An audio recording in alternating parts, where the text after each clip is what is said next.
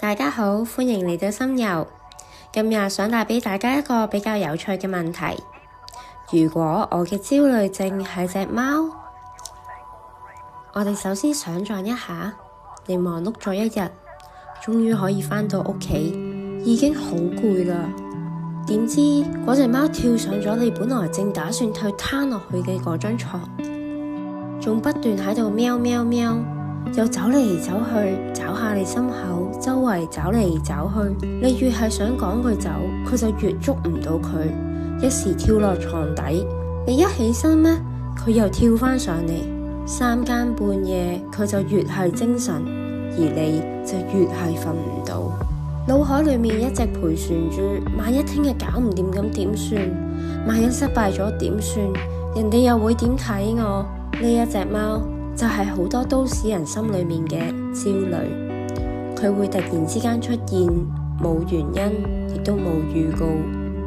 佢會令你胃口變差，專注力都俾人拎走，原本中意嘅嘢都突然之間變得冇興趣。去見朋友、開會，甚至只係瞓覺，都要花好大嘅力氣去對抗佢。最辛苦嘅係你好驚俾人發現，驚身邊嘅人知道你心裏面住住一隻咁嘈嘅貓，於是你好用力咁去掩飾，扮到自己好正常，但係掩飾本來就已經令你好攰，好攰。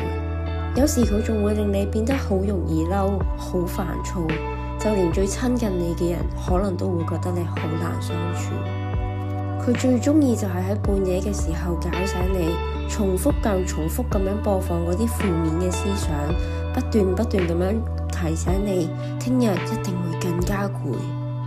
最嚴重嘅時候，你可能更加會覺得生活失去咗顏色，就剩返呢一隻貓喺度不斷轉嚟轉去。親愛嘅你，如果你心裏面都一樣住住呢一隻貓，你並唔孤單。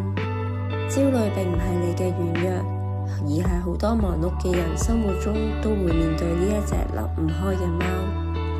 你心裏面嘅嗰隻焦慮貓，今日有冇突然跳出嚟啊？